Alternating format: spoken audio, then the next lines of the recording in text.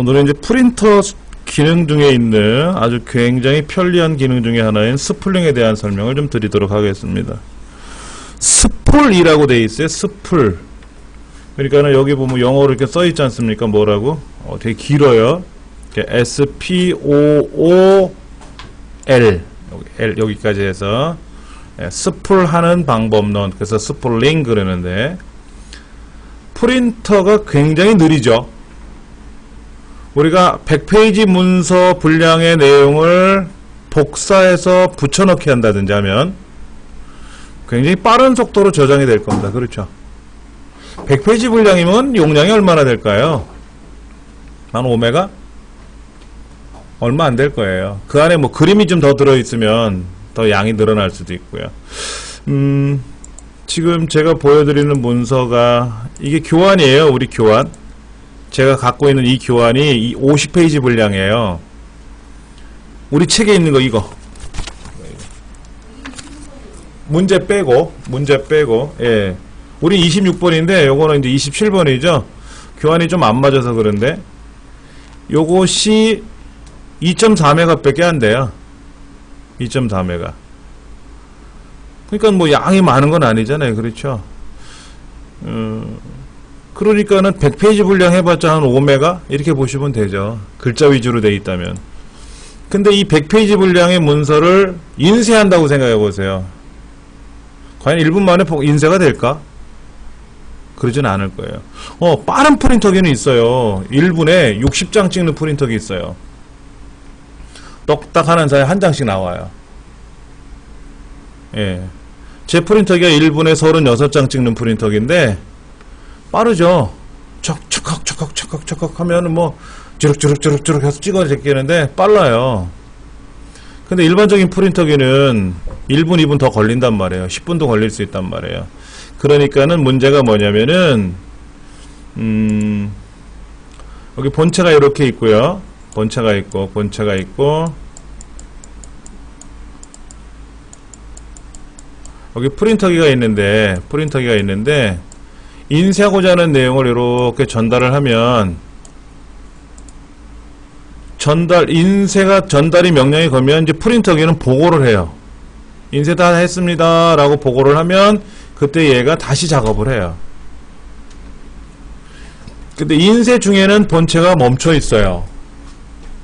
그럼 불편하죠. 그래서 이렇게 하지 말고 컴퓨터 어딘가에 보조기억 장치 있어요. 하드디스크 안에다가 인쇄 그럼 여기다 넘기자. 그럼 100페이지 분량 인쇄하는 거 저장 장치에 저장하는 거니까 1분이면 되잖아요. 한 20초면 될 거란 말이야. 그리고 나서 천천히 보내자. 인쇄 명령을 하드디스크에다 전달을 했기 때문에 하드디스크는 인쇄를 했다고 완료를 하고 이때 비로소 프린터한테 천천히 넘기면 본체 입장에서는 CPU 입장에서는 인쇄 완료 보고가 끝났기 때문에 자기 일을 할 거고 이때 프린터기도 천천히 인쇄될 거 아니냐 하는 거죠. 그래서 지금 나와 있는 뭐가 인쇄할 내용을 하드디스크에 저장을 하고 그리고 CPU가 잠깐 멈춘단 말이에요. 계속 일하는 건 아니거든요. 그때 비로소 인쇄를 걸면은 프린터기는 인쇄할 수가 있고 본체는 본체대로 작업이 가능하지 않겠느냐 이거죠. 예. 그래서 컴퓨터 전체의 처리 효율을 높이기 위한 방법이다. 그게 바로 뭐다? 스풀이다. 그게 스풀이다 이거예요. 예. 그래서 스풀 기능에는 인쇄할 문서 전체를 한꺼번에 스풀링을 하고 그래서 프린터로 전송해서 하나씩 인쇄하는 방법이 있고 한 페이지 보내고 인쇄 끝나면 또 한 페이지 보내고 하는 방법이 있는데 이건 우리가 신경 쓸 필요가 없어요. 그냥 컴퓨터가 알아서 할 거니까. 예. 자, 얘를 만약에 제가 인쇄하겠다라고 인쇄 명령을 걸어서 여기 있는 프린터로 인쇄 명령을 걸면은 인쇄가 가잖아요. 지금요. 이게 프린터로 가는 게 아니다. 어디로 가는 거다? 내 하드디스크, 보조기억 장치로 가는 거예요. 그럼 요 시간만큼 얘가 멈춰 있어. 다른 거 이 일을 못 해. 다른 거는 해. 그림판에 와서 일은 할 수 있는데 요 작업은 현재 못 하고 이제 끝났어요. 그 말하는 사이에 끝났어. 그러면 이제 이 작업도 하고 저 작업도 하고 프린터기는 비로소 그때 이제 인쇄를 할 거고. 근데 알고 봤더니 프린터기가 없잖아요, 우리가. 그러니까 오류가 난 것 뿐이지. 예. 그렇게 해갖고 인쇄를 하더라, 이거죠. 그러니까 스프를 설정하면은 어떻다? 전체 인쇄하는 시간이 약간은 느려져요. 직접 가는 게 아니니까. 근데 나 급해. 인쇄가 급해. 그럼 어떻게 해야 돼요? 스프를 빼고 인쇄를 해야 돼. 이 컴퓨터가 멈춰 있어도. 아니, 그거보다 더 중요한 거는, 더 좋은 거는 빠른 프린터기를 사야지 뭐. 더딘 프린터로 인쇄해봤자 의미가 없지 않습니까? 근데 보통 레이저 프린터기가 좀 빠른 편이죠. 레이저 프린터가 좀 빠른 편이고, 사무용으로 나와 있는 거 좀 덩치 큰 프린터기들이 좀 속도가 빠르고. 우리 강의실에도 지금 요 가정용인데, 삼성전자에서 나온 레이저 프린터기인데, 빠른 편이에요. 근데 이제, 사진을 인쇄하거나 그건 아니잖아요. 이거는 이제 흑백 레이저니까. 예. 자, 인쇄가 지금 이 모양이 돼 있으니까 이제 이걸 취소를 해야 되겠죠. 그럼 이제 불필요한 거 이제 사라졌어요. 자, 인쇄 방법. 인쇄를 누르면 된다. 그래서 화면 하단에 인쇄 관리자 창을 더블 클릭을 하면 아까 잠시 전에 보셨던 그 인쇄 관리자 창이 뜬다. 예. 그렇게 사시면 되고, 인쇄 관리자 창에는 문서 이름, 상태, 소유자, 페이지 수, 크기, 포트. 소유자는 뭐야? 나 혼자 쓰는 프린터기가 아니라 네트워크로 연결을 하면은 이 프린터기를 관리실에서 인쇄할 수도 있고 안내실에서 인쇄할 수도 있잖아요. 그럼 요것이 어느 사용자가 인쇄 명령을 걸었는지가 나온다 이거지. 근데 급해. 부장님 오시더니 나 급한 거니까 이거부터 인쇄 좀 해달라고 하는 거야. 그러면 아까 거기에서 잠시 멈춰놓고 다른 화면 파일을 먼저 인쇄를 걸 수도 있다 하는 거죠. 중간에 종료시킬 수도 있고 중지시킬 수도 있고 필요 없는 거를 삭제할 수도 있고 그리고 순서를 바꿀 수도 있고. 대기 중인 문서를 다른 프린터로 전송할 수 있어요. 뭔 소리야? 프린터기가 3대가 있을 수 있잖아요. 근데 급하대. 그럼 다른 프린터기로 하면 되잖아.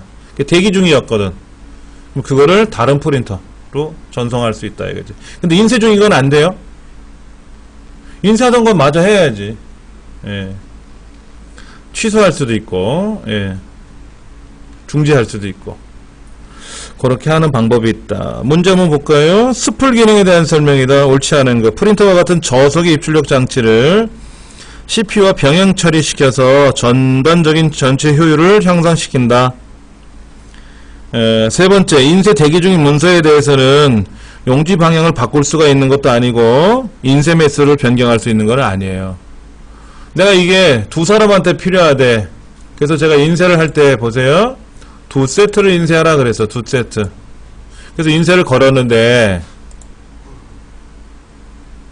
한 분이 저도 인쇄해 주세요 그러는 거야. 그러면 여기 인쇄 대기자 관리자 창에서 한 세트 더 인쇄하세요 라고 할 수 있는 게 아니라 어떻게 한다? 여기 인쇄 명령을 다시 걸어서 한 세트 더 인쇄해야 된다 이거지. 네, 여기 지금 보시면 프린터 그림이 나올 텐데 여기에서 자 지금 이렇게 보시면 소유자가 있죠? 강사 컴퓨터 자리에서 인쇄 걸었어요. 50페이지 분량이고요. 예. 자 여기 보면 여러가지 항목들이 나오죠. 어떻게 인쇄할 건지 뭐 간단하게 인쇄할 건지 사진처럼 인쇄할 건지 뭐 그런 것도 있을 수가 있겠고.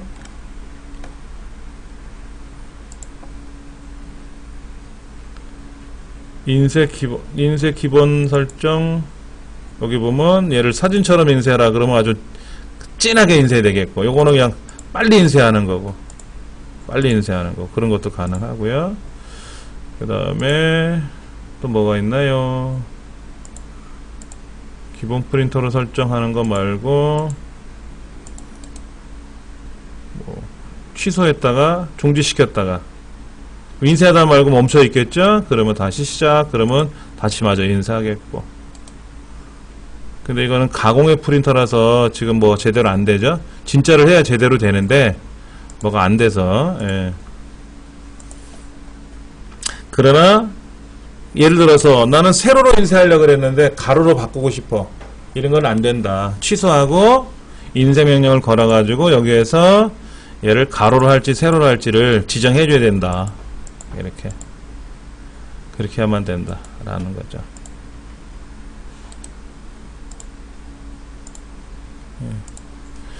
자, 2번.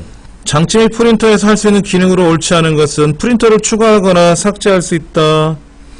프린터 대화 상자에서 현재 인쇄 중인 문서를 확인할 수 있다. 인쇄 대기 중인 문서만 삭제가 가능하다. 아니죠. 인쇄하던 것도 아까 제가 취소했잖아요. 예, 인쇄 중인 것도 중간에 멈춰버릴 수 있다. 시스템 유지 보수. 지금 시스템 유지 보수에 나와 있는 내용은 여러분이 직접 실습이 가능하시기 때문에 방법론만 설명하고 넘어갈 겁니다.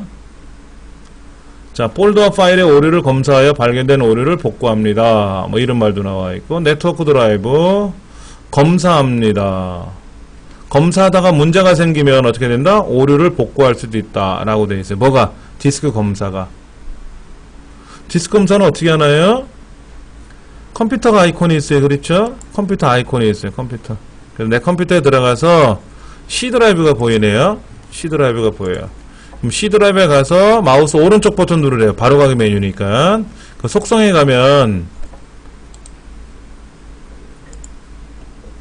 도구에 여기 있다 이거죠.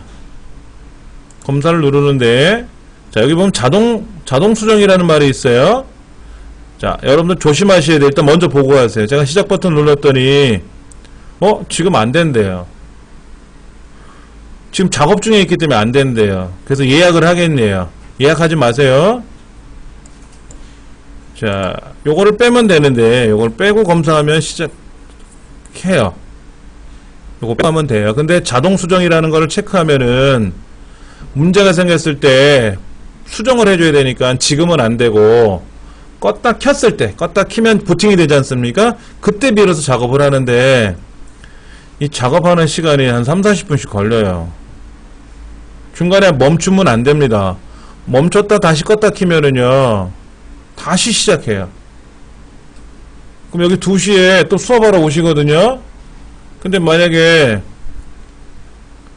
없대, 여기는 없대니까 상관이 없지만, 예, 요거를 체크해 놓고 나서 시작해서 예약을 해버리면 다음 시간에 와서 누군가가 킬 거 아닙니까? 이제 그분은 컴퓨터 사용 못 하는 거죠. 한 30-40분 이상. 이건 하지 마시고 집에서 다 체크하고 시작하시면 되고요. 그 다음에 아까 속성에 가서 보니까는 뭐 이런 것도 있네요. 디스크 정리도 있네요. 지금 500기가 중에서 많이 남아있어요. 많이 남아있어요. 조금 썼어요. 조금. 근데 이 안에 쓸데없는 공간이 있을까? 필요 없던 불필요한 자료가 있을 수도 있거든요. 불필요한 자료라는 건 내 문서에 있는 자료가 아니라 인터넷상에서 다운로드 받아서 보관해뒀던 자료라든지, 내가 필요에 의해서 보관한 거 말고 여러분 인터넷상에서 뭐 설치하라고 나오는 거 있죠. 보안 관련 뭐 이런 거 설치하래. 그러면 설치하라 그러면 다운로드가 됐다가 설치가 끝나고 나면 그 다운로드 했던 자료가 사라지지 않고 남아있는 그런 찌꺼기들이 있거든요. 커피 우리가 내려 먹다 보면 커피 내리고 난 찌꺼기 남잖아요. 그런 것처럼 남은 게 좀 있어요. 그럼 이제 그런 걸 정리하는 게 디스크 정리하는 거예요. 시간이 좀 걸려요. 요것도요. 예. 자, 여기 보니까는 디스크 검사를 하면 되고요. 여기 지금 디스크 저 뒤에 가 있나? 디스크 정리가 어디 있죠? 28장 챕터 28에 있네요. 좀 이따 다시 한번 보고요. 예, 여기 지금 보시면 제가 다 체크해 볼까요? 여기 이런 것들 다 체크하면은요 불필요한 공간들이 여기 휴지통뿐만 아니라 다 이런 게 남아있어요, 지금요. 그래서 이런 것들을 다 삭제하면은 120메가 정도를 비워버릴 수 있대요. 우리 집에 안 쓰는 물건들. 그래서 확인 누르면 싹 정리가 되는 거죠. 한 달에 한 번씩 해주시면 좋아요. 예. 인터넷상에서도 이런 것들이 많이 남아요. 그것도 인터넷상에 가서도 폴더, 인터넷 옵션에 가서도 삭제해줘야 되고요. 자, 포맷이라는 건 뭘까요? 포맷이라는 건 이런 거예요. 어떤 거냐면은 내 컴퓨터에 가서 얘를 포맷을 하겠다라고 하는 건데, 포맷을 하면 내용이 다 지워집니다. 하시면 안 돼요. 예. 그래서 포맷을 해버리면 중간에 있는 자료가 다 지워지니까 큰일 나죠. 위험하죠. 그건 안 하시는 게 좋겠고, 이런 자료들이 다 지워지니까. 자, 파일 시스템, NTFS냐, FAT32냐 하고 제가 설명드린 적이 있을 겁니다. 할당 단위 크기라든지, 볼륨 레이블은 뭐냐면, 요거예요. 여기 보면, 제 USB 메모리는 이정민 훈장이라고 써있고요. 여기 로컬 디스크는 예를 들어서 강사 PC라고 쓸 수 있고, 요거는 강사 자료 이렇게 쓸 수가 있겠죠. 이름이 바뀌는 거예요. 이렇게 여기 이정민 훈장 하고 제가 제 이름을 넣어놨어요. 제 USB 메모리 이름이에요. USB에 있는 게 포맷이 안 되는 건 어떤 경우? 혹시 갖고 계세요? 줘보세요. 자, 포맷을 하면 어떻게 된다고요? 내용이 다 지워져요. 내용이 다 지워져요. 근데 만약에 포맷이 안 된다 하면은, 포맷이 안 된다. 그런 것도 있습니다. 포맷이 안 되는 거는 강제로 포맷하는 방법이 있는데요. 그런 경우에는 다음에 또 문제가 생기더라고요. 제가 아까 여쭤봤던 게 홀로그램 스티커가 붙어 있었고요. USB 메모리 뒤에. 그래서 만약에 문제가 되면은 USB 메모리를 서비스 센터에다 가져가면은 1대1로 교환해 주니까, 저도 그래서 교환해 온 게 여러 개 있어요. 제가 실수로 디스크 자체를 고장내는 경우도 있지만은 또 바이러스에 감염되기도 하고 정전기에 문제가 생기도 하거든요. 그러면 교환해 줘요.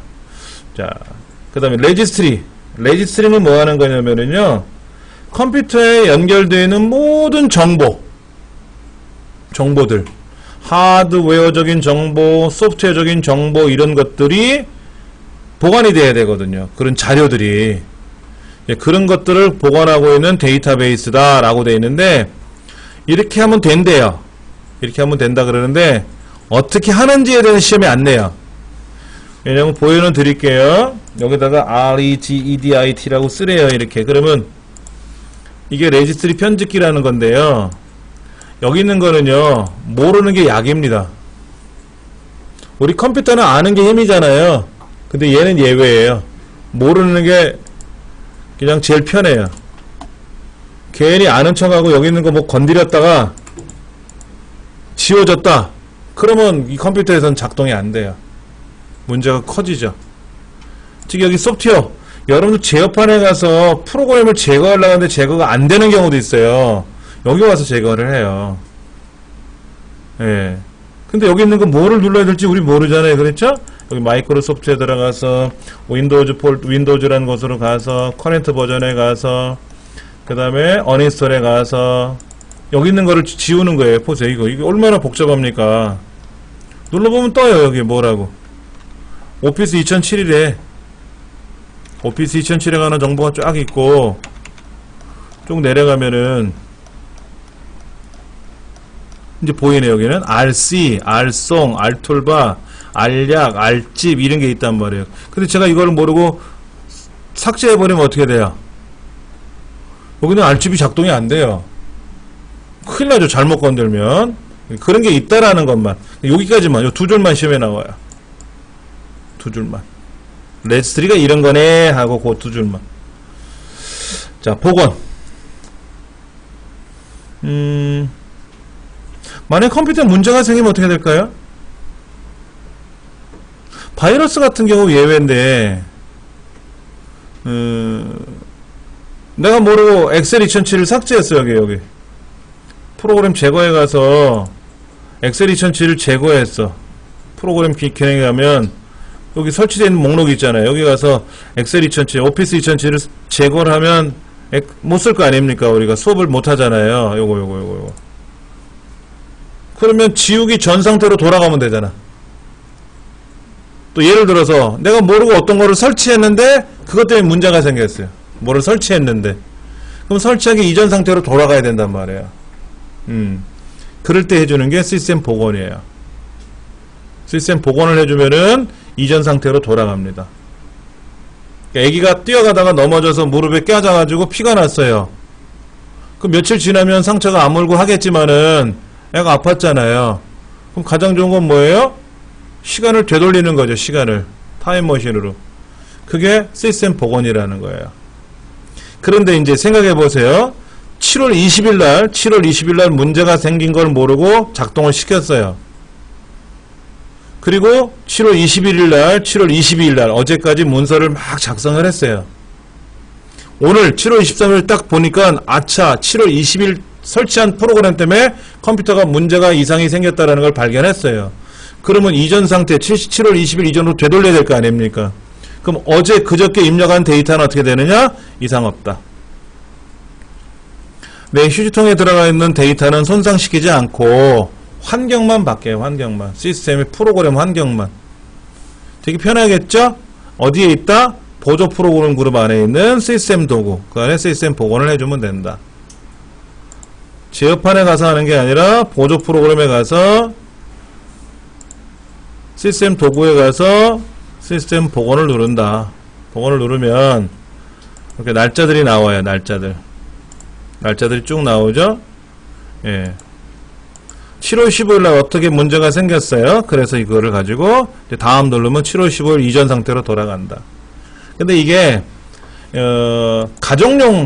가정용이냐 뭐 프로페셔널용이냐 기업형이냐 32비트냐 64비트에 따라서 약간 달라지는 건지 이 복원을 하면 지난달 거는 안 나와요. 지난달 게 나와야 되거든. 지난달에 문제가 생겼던 건 여기 안 나오잖아요. 지금 안 나와가지고 답답한 거라. 예. 근데 제 거는 되거든요. 저는 64비트를 쓰고 그 다음에 개인용이 아니라 기업형을 쓰고 있어서 그런지 다른 건 있어요. 근데 요 날짜를 기준으로 해서 작업을 하는 거고, 요 날짜 이전에는 뭐 특별한 일이 없었나 봐요. 뭐 작년 거, 재작년 거 그건 안 나와요. 그런 건 안 나와요. 예를 들어 문제가 발생했는데 그 문제가 발생하고 나서 1년이 지났다. 말이 안 되잖아요. 근데 보세요. 7월 20일 날 엑셀을 설치했어요. 7월 21일 날 한글을 설치했어요. 7월 22일 날 어제 포토샵을 설치했어요.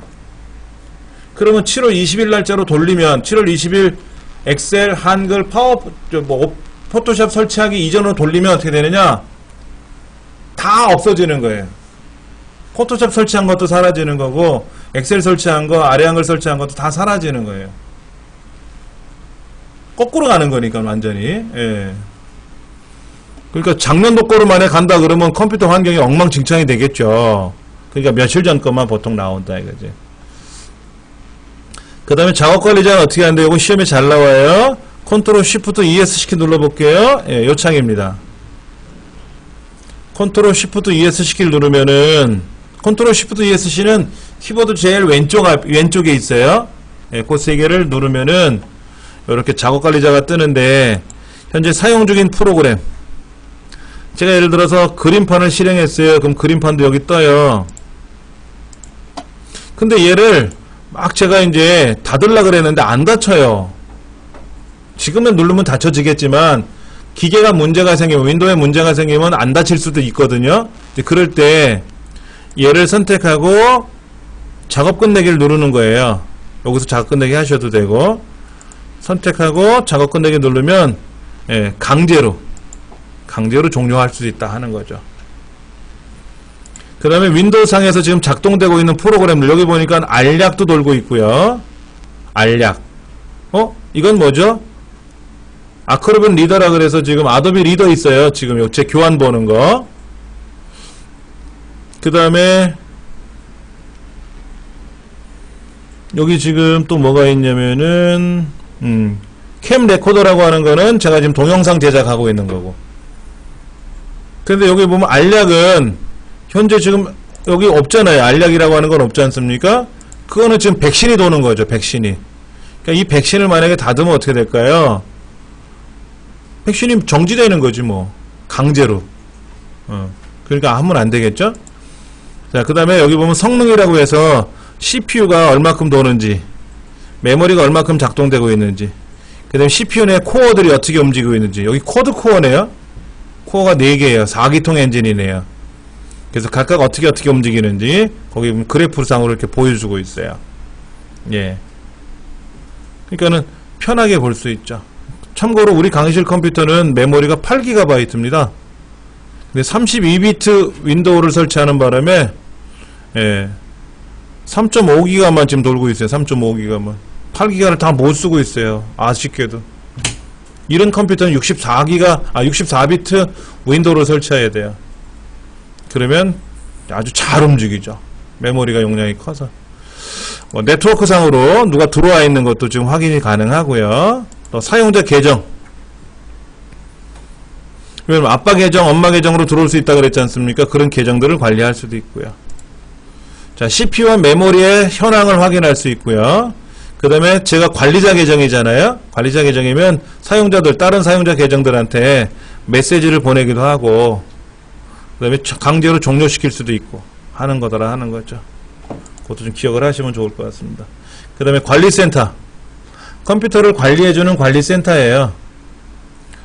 제어판에 가면 있어요. 제어판에 가면 관리센터라고 있어요. 관리센터 들어가 보면 현재 보세요. 여기도 보시면 보안에 관한 내용, 유지관리에 관한 기능, 굉장히 많은 것들이 지금 작동되고 있는데 그냥 줄여서 보고 있는 것 뿐이죠. 이렇게 줄여서 보고 있지만 이렇게 보면 어떻게 되어 있어요? 방화벽은 사용하고 있다고 되어 있고, 윈도우즈 업데이트 사용하고 있다 그러고, 인터넷 보안 상태 양호하다고 되어 있고, 네트워크 액세스 보호는 사용하고 있지 않다고 되어 있네요. 이것도 사용을 해야 좋겠죠. 예, 윈도우즈 디펜더 사용하고 있고요. 예. 자, 윈도우 디펜더로 프로그램을 검사 한번 해보래요. 그러면 지금 검사 누르면 윈도우 디펜더는 백신입니다. MS에서 제공해주는 백신인데 요런 걸 이용해서 검사도 가능하고요. 예, 중간에 멈출 수도 있고. 안 멈춰지나요? 취소 눌렀는데. 빠른 검사하고 있죠? 빠른 검사. 윈도우 상에는 기본적인 기능만 보고 있는 거예요. 사람으로 말하면 간단한 진료만 해보는 거죠. 검사만 해보는 거죠. 그래서 이상이 있는가 없는가 봐서 거기서 만약에 이상이 있다 그러면은 이제 정밀 검사로 들어가야 되겠고, 이상이 없으면 넘어가겠고 하는 뭐 그런 내용들이 이 안에 보일 수 있어요. 뭐 잠깐 떴나요? 예. 끝내시겠습니까? 예. 하면 없어지고. 이러한 관리센터의 기능들을 이용해서 작업도 가능합니다. 방화벽은 뭐죠? 본래 방화벽이란 말은 뭐예요? 불이 나면 불길이 번지지 못하게 막아주는 거죠. 그래서 방화벽은 네트워크상에 외부로부터 무단 침입을, 무단 접근을 방지하기 위해서 만들어주는 겁니다.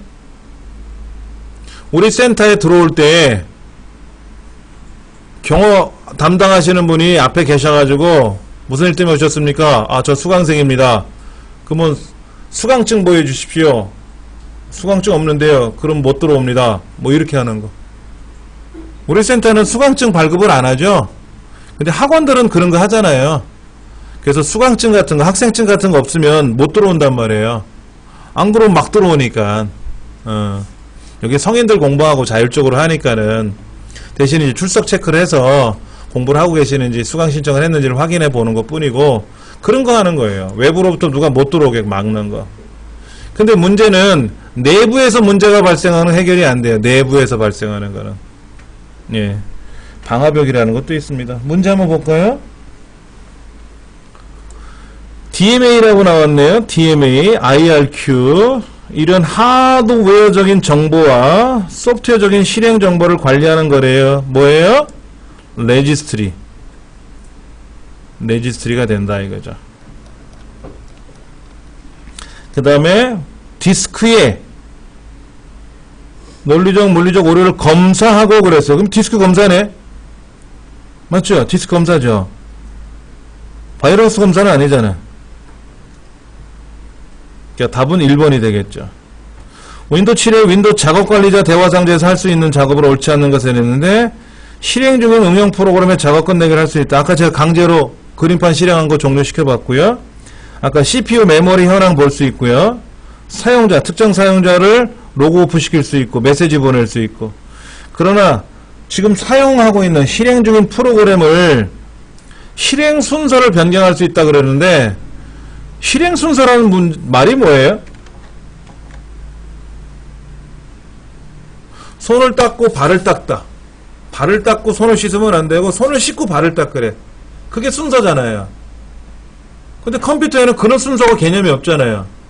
아량을 실행해놨고 엑셀을 실행해놨는데 엑셀을 먼저 해야만 되고 한글은 나중에 해야 되고 이런 건 아니잖아요. 내가 하고 싶은 대로 클릭하면 되잖아. 인터넷 하고 싶으면 인터넷 누르면 되고. 그러니까 실행 순서의 개념은 없어요. 실행 순서의 개념은 없어요. 누가 물건을 주문했어. 그러면 배달을 해줘야 되는데 배달하는 순서는 있어야 되겠지. 혼자서 배달하려면. 근데 나 혼자 실행하는 거잖아요. 내가 엑셀 누르면 엑셀이 되는 거고 한글 누르면 한글이 되는 거지. 그 실행 순서의 개념은 없다. 그런데 의외로 많이 틀려요. 실행 순서를 변경할 수 있다? 그럴 수도 있겠지? 하고 그거를 이제 하는 거죠. 왜냐면 이런 거를 생소하니까, 이런 문제가 생소하니까. 이제는 뭐 많이 보시는 문제 중에 하나일 테니까 걱정 안 하셔도 되고. 자, 그 다음에 최적화. 최적화라는 건 뭐냐면 가장 좋은 상태로 만들어주는 기능들이 최적화라 그래요. 첫째, 조각 모음.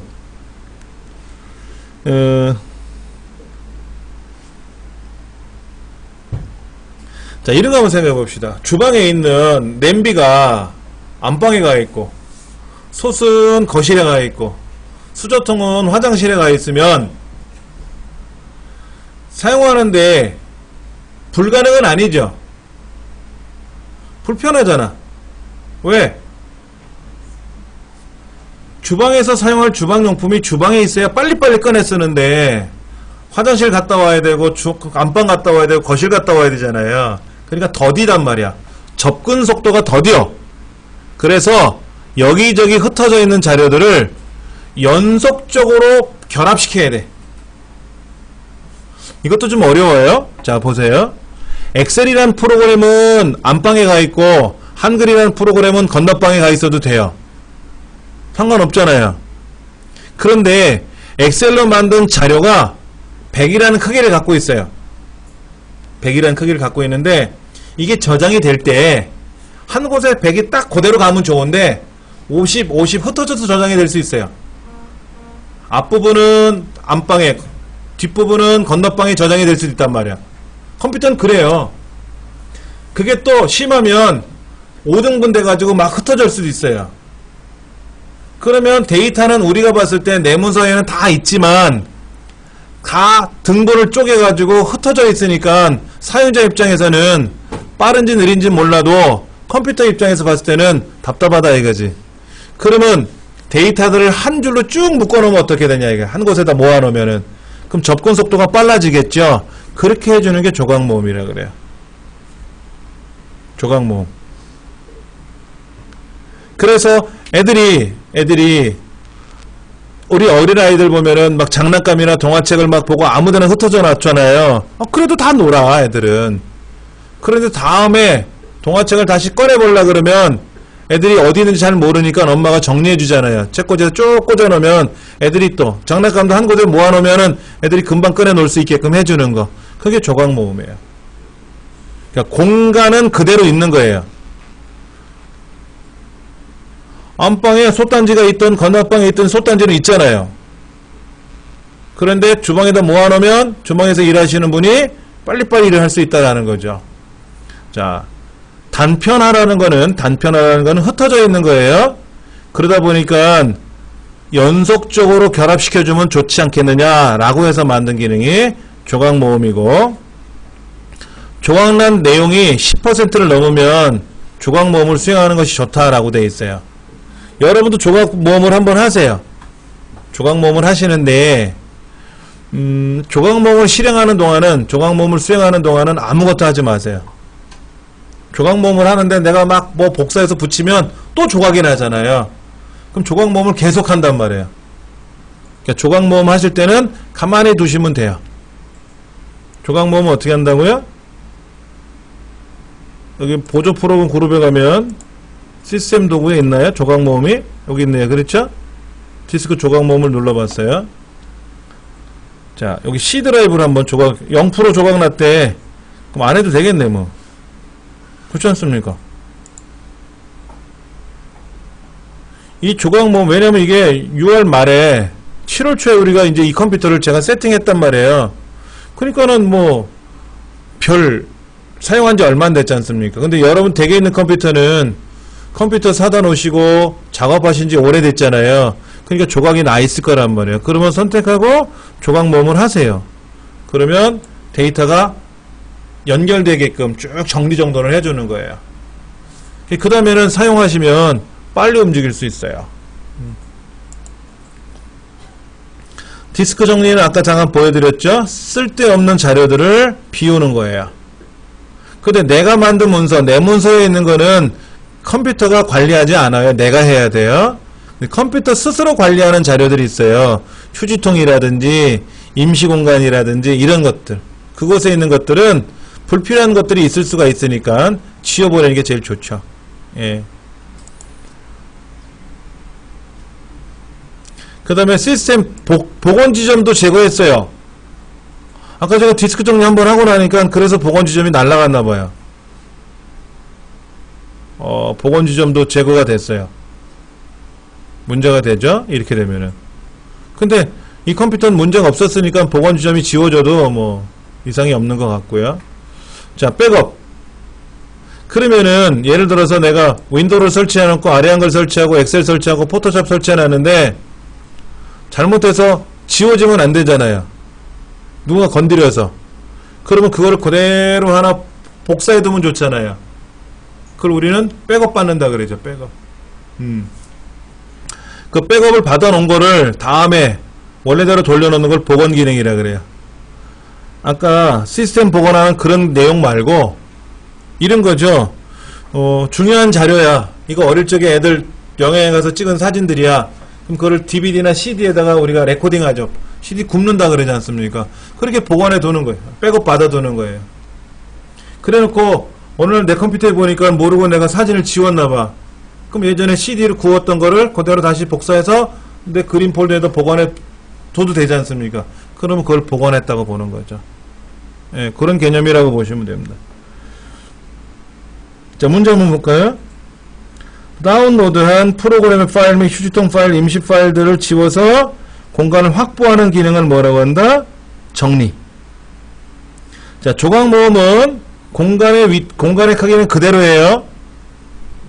흩어져 있는 걸 한데 모으는 거지. 그래서 빠르게 만드는 거고, 디스크 정리는 불필요한 공간을 없애서 공간을 확보시키는 거예요. 네. 집에 쓰지 않는 물건을 비워두는 거, 버리는 것처럼. 2번 시스템을 효율적으로 활용하기 위한 방법이 있는데 불필요한 파일을 제거하기 위해서는 정리를 하면 되고, 그 다음에 시스템 장애 시 응급 복구를 위해서 디스크에 있는 파일이나 폴더를 백업 및 복원을 수행하면 좋고, 사용 가능한 디스크 공간을 늘리기 위해서 디스크 조각 모음을 수행하는 건 아니죠. 조각 모음을 수행하면 공간이 늘어난 건 아니라 그랬잖아요. 빨리 움직이는 거라 그랬잖아요. 공간을 늘리기 위해서 하는 거는 뭐예요? 디스크 정리죠. 세 번째가 틀린 거죠. 예. 그 다음에 정기적으로 디스크 검사를 하면 좋다. 디스크 검사는 한 달에 한 번씩 하세요. 뭐 두 달에 한 번씩 해도 상관없습니다. 근데 지금까지 한 번도 안 하고도 살아왔잖아요. 그러니까 뭐 하면 좋아요. 디스크 정리할 때 디스크 정리요? 네, 예. 인터넷 옵션에서 하는 거는 자, 한번 볼게요. 네, 인터넷 옵션에서 자, 우리 그 제어판에 가면 인터넷 옵션이라고 있어요. 이건 인터넷상에 들어가서 직접 인터넷 옵션 들어오셔도 되고요. 여기 보면 삭제하는 거 있죠? 요 삭제는 뭐냐면 인터넷과 연관된 것만 삭제하는 거예요. 디스크 정리는 이 컴퓨터에 있는 거를 정리하는 건데요. 그 중에 여기에 보면 즐겨찾기 말고 여러분들이 로그인한 정보 있죠? 아이디 패스워드. 그런 걸 쿠키 정보라 그래, 쿠키 정보. 그런 것들을 삭제하는 거는 디스크 정리라는 게 아니라 인터넷 옵션에서 하는 거예요. 여기서 삭제하시는 거예요. 예. 그리고 내가 어디 다녀간 거 있었죠? 어디 다녀갔는지. 그런 흔적도 지울 수가 있어요. 어디 다녀갔는지 흔적도 지울 수가 있어요. 그런데, 저는 알약이라는 걸 여기 쓰고 있어요. 알약을 한번 잠깐 보여드릴게요. 이 알약 안에는, 원래 백신은 뒤에 가서 배우겠지만, 백신의 기본 기능이 3가지가 있어요. 예방, 검사, 치료. 바이러스를 예방하고, 바이러스를 검사해서 감염된 거를 치료하는 3가지 기능이 기본 기능인데, 거기에 플러스 하나가 더 들어왔어요. 그게 뭐냐면 관리 기능이에요. 근데 관리 기능은 다 달라요. 백신마다. 거의 비슷한데 조금씩 차이가 있더라고요. 여기는 지금 최적화라고 되어 있네요. 최적화. 관리에 들어가면은 이렇게 뭐 액티브 X도 필요 없는 걸 삭제할 수도 있고요. 액티브 X 뭔지 아시죠? 여러분들이 인터넷 뱅킹에서 뭐 하려고 그러면 뭐를 설치하라고 그러고 뭐를 설치하라고 그러잖아요. 그런 것들이에요. 그런 것들. 근데 이게 시간이 지나면 불필요할 수도 있거든요. 그러면 다 삭제해도 돼요. 그럼 다음에 내가 하려고 그러면 다시 설치만 하면 되는 거지. 예. 그 다음에 툴바에 있단 말이에요. 툴바. R툴바. 근데 이건 뭐야? 1601년에 만들어졌다는데? 뭔가 조금 껄쩍지근하죠? 이런 거? 이거 삭제해야 돼. 이제 됐어요. 그 다음에 뭐 부팅할 때 뭐 어쩌고저쩌고 관리해주는 기능이 있대요. 이런 것들도 우리가 모르면 안 쓰지만 알아두면 좋거든요. 예. 그 다음에 또 뭐가 있냐면 최적화라고 해서 아까 임시 파일 같은 거 있었죠. 액티브엑스는 건들면 안 되겠죠. 일단은요. 레지스트리도 쓸데없는 레지스트리가 남아있어요. 이런 것들을 검토해서 싹 지워버리면 깨끗해지거든요. 그러니까 이 PC 최적화가 뭐냐면 디스크 정리하고 그 인터넷 옵션에서 아까 삭제하는 기능이 있었지 않습니까? 그거를 조금 일부 섞은 거예요. 그러니까 좀 편하죠. 이런 작업들 보세요. 여기 윈도우 임시 파일이 제가 아까 삭제했는데도 불구하고 73개 남아있고요. 인터넷 임시 파일을 409개 컴퓨터 사용 기록이 있어요. 내가 어디서 무슨 문서를 사용하고 열었던 거. 아까 여기 보면 이런 데 보면 뭐를 열었고 이런 거 있지 않습니까? 이런 것들이 어쩔 때는 남한테 불필요할 수가 있거든요. 이제 그런 것들을 정리해 주는 거예요. 그러면 깨끗하게 정리되고 공간도 확보가 되죠. 백신마다 이런 기능을 좀 넣어놨어요. 이거는 남아있고 이런 건 아직 남아있는데 몇 가지 기능들이 좀 이제 이 안에서 윈도우의 고유적인 기능은 안 건들고 편하죠. 그러면 아무래도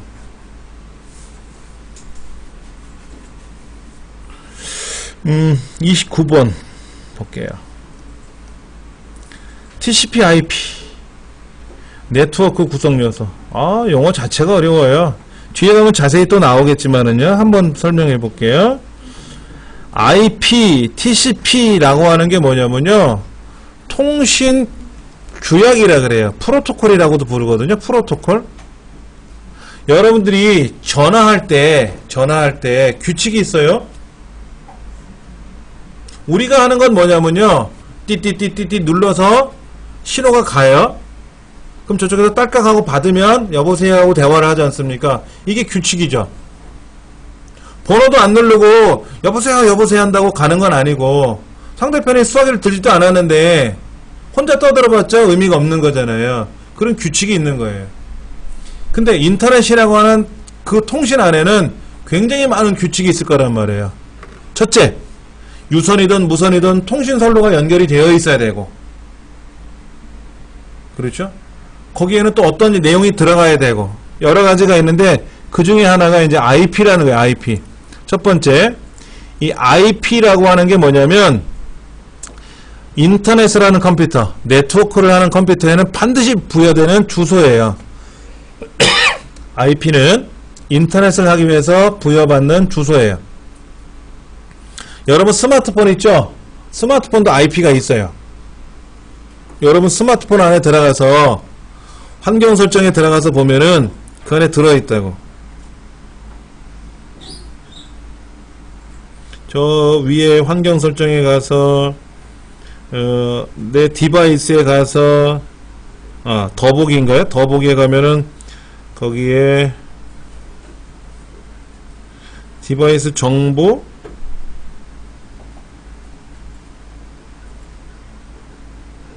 너무 복잡한데 여기 보면은 통신 안 보인다. T로밍 네트워크 더보기로 들어가면 네트워크에 들어가는 뭐 모바일 네트워크에 들어가면은 네트워크 상태 및 표시에 가서 어쩌고 저쩌고 뭐 되게 많아요. 여기 보면 뭐 액세스 포인트 이름서부터 시작해서 이런 여러 가지 규정들이 있단 말이에요. 이런 규정을 우리가 정확히 지키지 않으면 작동이 안 되는 거예요. 그런데 IPv4라고 하는 것은 밑에 나와요. 32비트로 주소가 만들어졌대요. 몇 비트로요? 32비트. 여러분 32비트면요 여러분 동전 가지고 던지면 앞면 뒷면이 나오죠? 어떤 사람은 쓰기도 해요. 그런데 그건 말고 꼭 그런 질문 한 사람이 있어요. 그럼 동전 2개로 던지면 어떤 경우가 나올까요? 둘 다 앞면, 둘 다 뒷면, 하나 앞면, 뒷면, 뒷면, 앞면 4개가 있겠죠. 그럼 동전 3개를 던지면 경우의 수가 몇 개가 나와요? 2의 3승 8가지가 나오고, 그러면 32개를 던지면 동전 32개를 던지면 몇 가지 경우의 수가 나올까요? 2의 32승 42억 얼마가 나와요. 동전 32개 던지면 안 돼요. 그러면 경우의 수를 못 찾아요. 못 센다고. 42억이 넘으니까. 그런데 인터넷 하는 컴퓨터가 몇 대가 될까요? 스마트폰, 그 다음에 태블릿, PC 포함해서 42억 개 넘어요. 그러니까는 IP라고 하는 게 모자라다, 이게 모자라다. 근데 이 IPv4는 8개씩 8비트씩 4개로 묶어놨어요.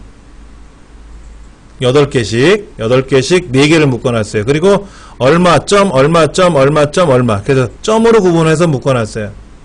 이게 42억 개 갖고는 안 되니까는 왕창 늘렸어요. 몇 비트로? 128비트로. 한번 계산해 볼까요, 여러분들? 계산기 갖고요. 2에 3, 여기 공학용 계산기로 한번 해볼까? 2에 32승이 42억 9,043억 정도 돼요. 자, 그러면 2에 128승이면 3 곱하기 10에 38승이래요.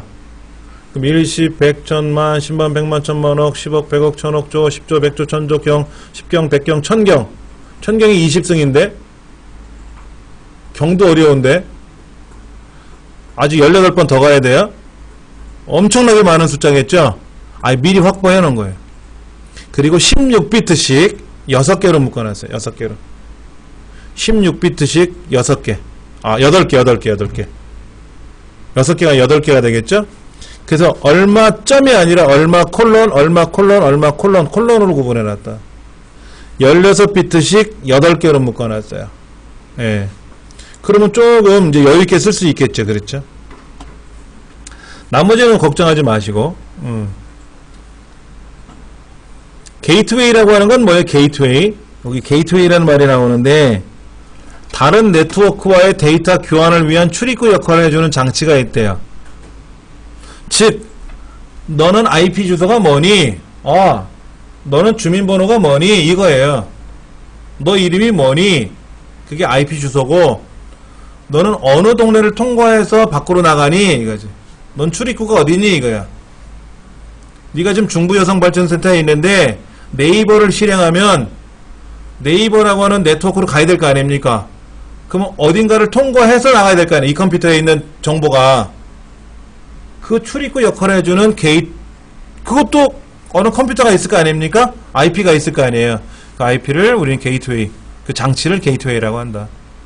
근데 그 게이트웨이를 역할을 담당하는 것도 통신을 하는 장비니까, 기계니까 그것도 IP를 적어놔야죠. 그럼 거기를 통과해서 간다 이거지. 통과해서 간다.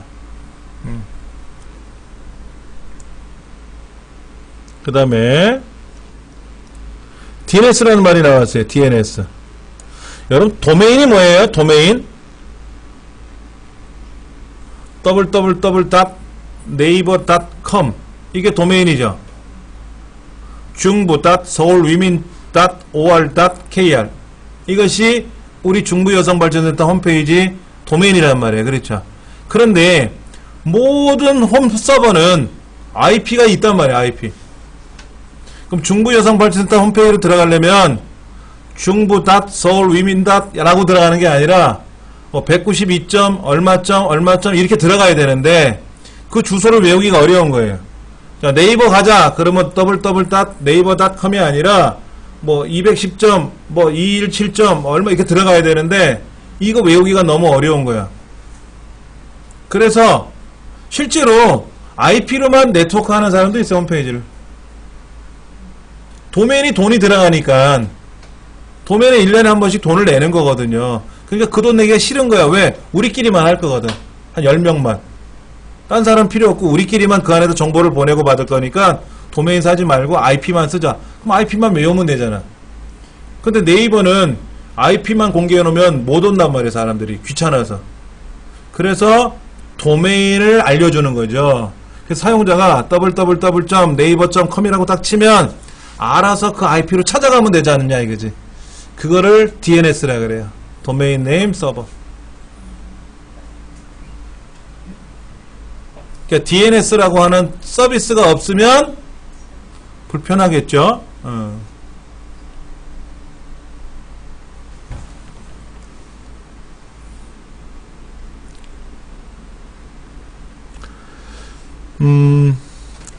이 IP 주소는 다 달라요.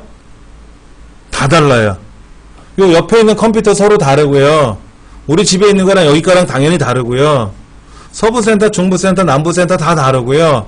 똑같으면 안 돼요. 똑같으면 둘이 어디로 갈지 어떻게 알아? IP가 똑같은데 그럼 둘 다 들어갈 수 없지 않습니까? 반드시 다르게 돼 있어요. 지구상에는 모든 시스템들은. 예.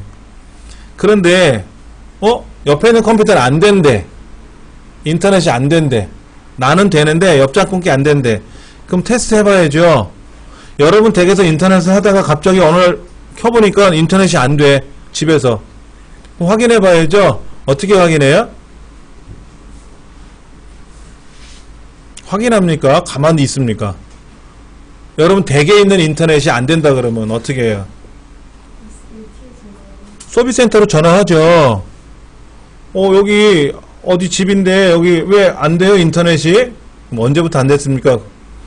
언제부터 안 되긴 하여튼 안 된다고 막 싫은 소리 하죠. 그러면 고객님 잠시만 기다려보세요. 확인할게요. 그런다고. 그래 놓고 나서 뭐 하느냐? 신호를 보내봐요. 서비스센터 A센터에서 가정에 있는 모뎀으로 신호를 보내요. 모뎀마다 다 번호가 있거든요. 그치 가서 이제 온단 말이야. 모뎀에는 이상이 없는데요 이거지. 선이 안 끊어졌다는 거야. 근데 이제 신호를 보냈더니 신호가 되돌아오지 않으면 뭐예요? 선이 끊어진 거야 중간에. 공사하다가. 잠시만요. 그러면 우리 기사 보내가지고 확인할게요. 라든지. 그러면 이제 모뎀은 이상이 없었으니까 혹시 공유기 쓰시나요? 물어봐요. 그런다고. 왜 물어보냐고. 그러면 공유기를 한번 껐다 켜보실래요? 이래요. 그럼 여기도 앞에 공유기가 있는데 공유 파워 있잖아요. 아답터 꽂은 거 걔를 뺐다가 한 10초 정도, 한 5초 정도만 있어도 돼요. 다시 꽂아봐. 인터넷 한번 해보실래요? 했더니 되네요 하기도 하고. 공유기에 문제가 생겨요. 공유기에 뭐가 이렇게 꼬여가지고, 그럼 전원을 껐다가 다시 꽂으면 돌아가요. 저희 집도 그래요. 오늘 인터넷을 하려고 눌렀는데 안 돼. 그럴 때는 공유기를 쓱 봐요. 공유기를 보는데 공유기가 불빛이 막 움직여. 그건 뭐예요? 우리끼리 움직이는 거야. 집안에 있는 컴퓨터끼리. 아빠 컴퓨터, 자녀 컴퓨터가 막 움직여. 네트워크가. 그런데 모뎀하고 연결한 램프가 불이 깜빡거리질 않으면 모뎀에서는 안 오는 거야. 신호가. 모뎀도 봐야 돼. 모뎀도. 그럼 모뎀도 껐다가 다시 켜고 공유기도 껐다가 다시 켜면 100이면 100 다 돼요. 그러면요, 공유기가 지금 거기 있는 걸로 이 얘네들이 다 연결되어 있는 거잖아요. 그렇죠. 그러면 IP 주소가 공유기 한 대로 다 똑같이 되는 게 아니에요? 아니죠. 다르죠. 예. 자, 먼저 요거부터 설명을 마저 드리고 할게요. 자, 그러면은 이제 공유기도 이제 이상이 없고 모뎀도 이상이 없는데 인터넷이 안 된다 그러면 고객님 시작 버튼 눌러보세요. 보조 프로그램 들어가서 명령 프롬프트라고 있을 거예요. 한번 눌러보세요. 그러죠. 이렇게 명령 프롬프트라고 나와요. 여기 지금 밑에 설명이 있죠. 그럼 거기다가 ping 127.0.0.1 써보세요. 그래요. 얼마라고요? 여기는 211.11.14.177인데 이거 말고 127.0.0.1이라고 한번 해보라 그런다고. 이거 기억하셔야 돼요. 시험에 나와요. 127.0.0.1은 뭐냐면 내 컴퓨터에 있는 네트워크 장치를 검사하는 거예요. 그랬는데 여기에 응답 없음 하고 뜨면 내 컴퓨터가 고장난 거예요. 기계가. 근데 거의 없어요. 그런 경우는. 왜냐면 컴퓨터에 있는 기계는 웬만하면 고장이 안 나니까. 그러면 누군가가 환경을 건든 거예요. 네트워크 환경을. 그걸 소비자한테 이렇게 해보세요. 저렇게 해서 해보면 되게 짜증내요. 그 다음부터는. 그러면 고객님 기다려보세요. 제가요 기사 보낼게요. 그래요. 그럼 10분 있으면 기사가 막 오토바이 타고 옵니다. 와가지고 점검을 촥 하고 가죠. 근데 서비스 센터 호출 안 하는 게 제일 편합니다. 여러분 모뎀 끕니까? 모뎀 안 끄시죠? 모뎀은 계속 켜놓으시죠? 공유기도 계속 켜놓으시죠? 켜놓으시는 게 좋습니다. 그런데 인터넷이 더디요.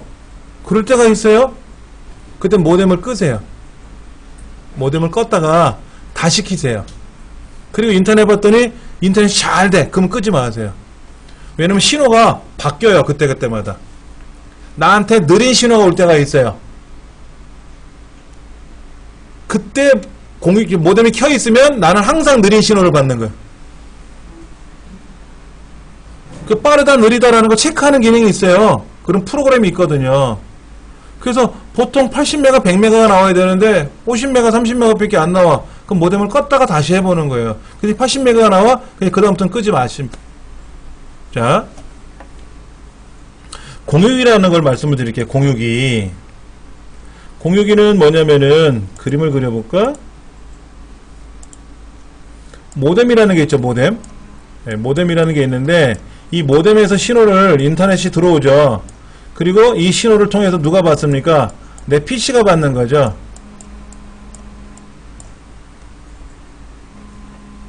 잠시만요. 네.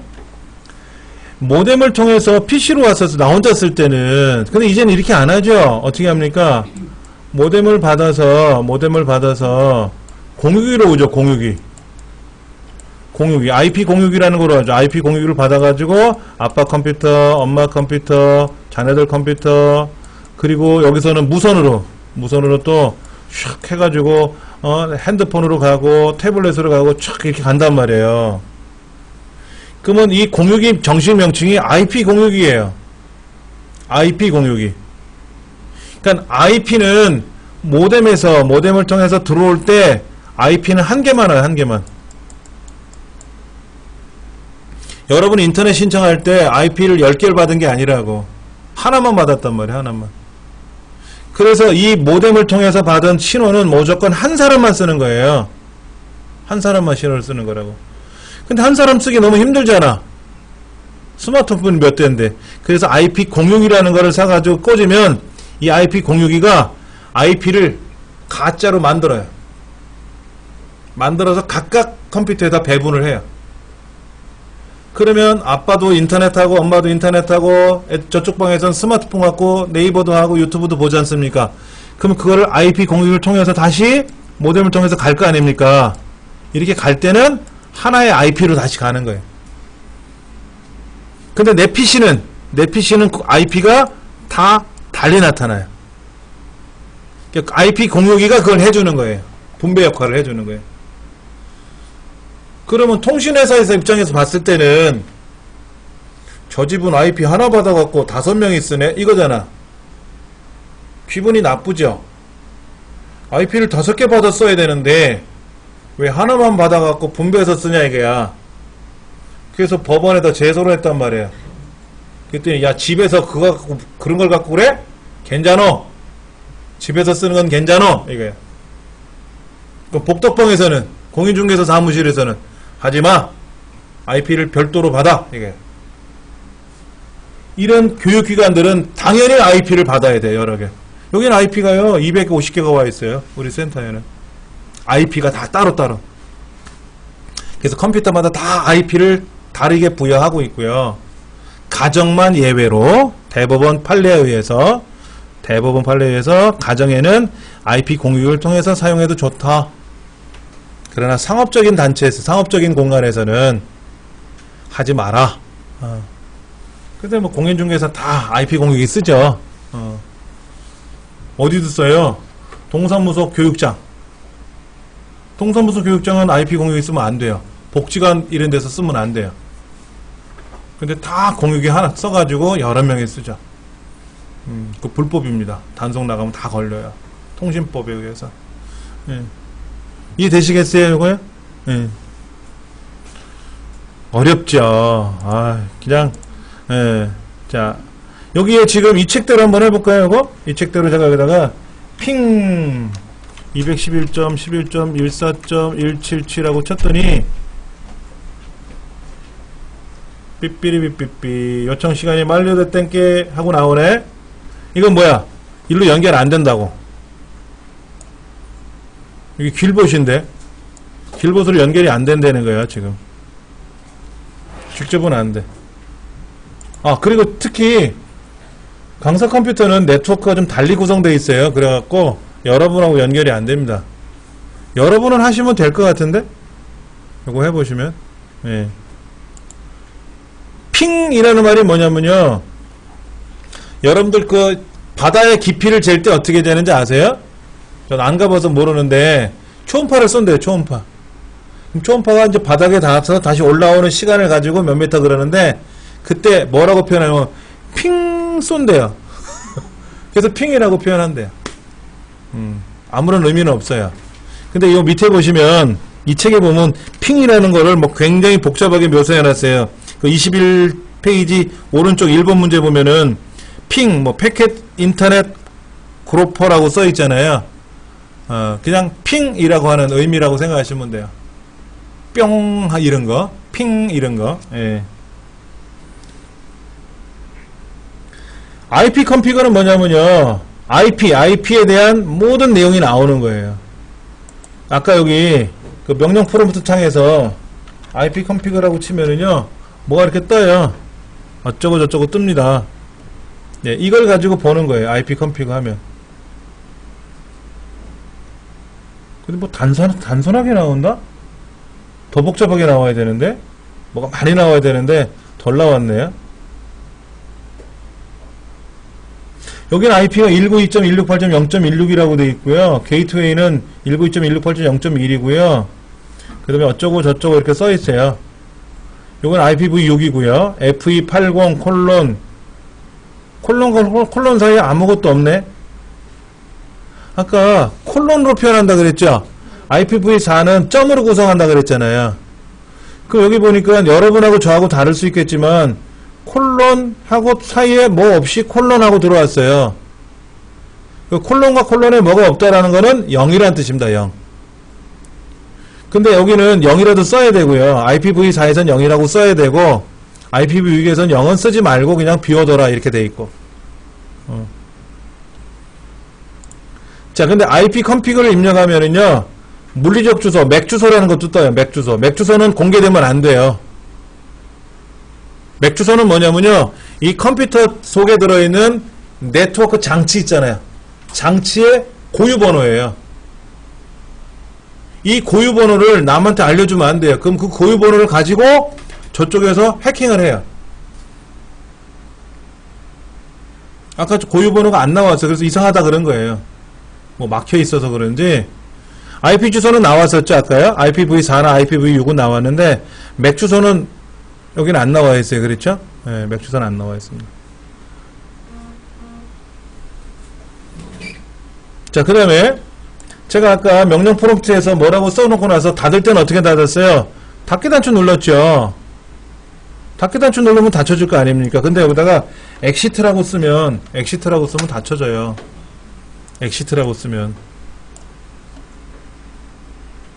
여러분, 엑시트가 뭐예요? 저기도 있나? 저기 있죠, 저 끝에. 비상탈출구가 엑시트 아닙니까? 예전에 화장품 중에 엑시트라는 화장품이 있었어요. 광고 잘 안 보시죠? 저는 광고를 좀 보는 편인데요. 광고를 보는 이유가 여러 가지가 있어요. 광고를 어떻게 제작했느냐 하는 그것도 좀 보게 되고, 컨셉을 어떻게 설정했을까 이것도 보게 되고, 그 다음에 이 광고 중에 엑시트라는 화장품이 어떻게 광고가 나오냐면, 뭐 트러블이 있었나 봐요. 그러니까 엑시트로 탈출해라 이렇게 나왔어요. 엑시트라는 말은 탈출 방법이 정해진 거예요. 절로 탈출해야지 일로 나가면 안 돼요. 여긴 엑시트가 아니에요. 그렇죠. 그러니까는 몸에 트러블이 생기면 그 화장품을 쓰라는 거지. 그러면 해결이 된다는 뜻이에요. 근데 우리나라 사람들 엑시트라는 광고의 말뜻 자체가 비상탈출구라는 의미밖에 없지 않습니까? 그러니까 그 화장품이 장사가 안 된 거겠지 뭐. 아, 그거 참 잘 만들었다 라고 저만 생각했나 봐요. 근데 여러분 키보드에 보면 ESC라고 있죠. ESC 이거 escape, 이건 무슨 뜻인지 아세요? 길이 없는 탈출구예요. 정해놓은 길이 없는, 아무 데나 탈출할 수 있는 거, 그걸 escape라 그래요. 엑시트하고 다르죠. 엑시트는 꼭 반드시 정해놓은 길대로 가는 거고, escape는 아무 데나 탈출하는 거고. 예. 그러니까 우리가 컴퓨터에서 문제가 발생하고 뭐 할 때 그 ESC 키 누르면 빠져나오고 그러지 않습니까? 그럴 때 많이 쓰는 거죠. 자, 문제 볼까요? 핑 뭐라고요? 인터넷상에서 채팅을 할 수 있는 기능은 아니죠. 채팅하는 거는 아니고, 세 번째, 인터넷에 연결되어 정상적으로 작동하고 있는지를 파악하는 서비스죠. 세 번째가 맞는 말이고. 자, 명령 프롬프트 창을 작업하다가 복귀하려면 닫기 단추 누르면 되는데, 닫기 단추 누르지 말고 엑시트라고 쓰면 된다 하는 거고. 인터넷 프로토콜 V4, IPv4에서 설정할 수 있는 항목을 옳지 않은 거 되는데, 뭐 서브넷 마스크, 기본 게이트웨이, 뭐 IP 주소, DNS 이런 거는 있어요. 근데 작업 그룹은 아닙니다. 작업 그룹은 그냥 네트워크적인 요소예요. 네트워크적인 요소.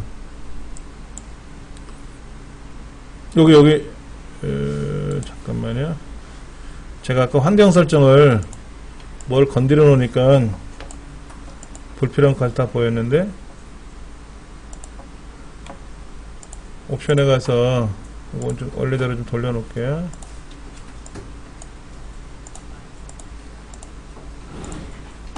네트워크 환경에 가서 여기 보면 로컬 영역 연결이라 그래서 이 로컬 영역 연결에 가면은 굉장히 많은 내용들이 이 안에 정해져 있어요. TCP IPv4라고 하는 속성에 관한 내용도 있고, 가정에는 다 자동으로 되어 있고요. 단체들은 고정으로 만들어 놓는 거예요. 그럼 여기에 이제 IP를 적는 거예요. 어쩌고 저쩌고 적으면 되는 거예요. 근데 여러분들은 IP를 할당을 안 받으셨죠. 댁에서는 오긴 오지만. 그럼 누가 갖고 있냐? IP를 공유기가 갖고 있어요. 공유기에 가보면 나와요. 근데 그거 비밀번호 설정해달라 해가지고요. 예? 비밀번호를 설정하라고 해서. 네트워크 비밀번호 아, 그러면 다른 집도 같이 쓰 알려드릴게요. 자, 보여드릴게요. 요거는 강조해서 뺄게요, 제가.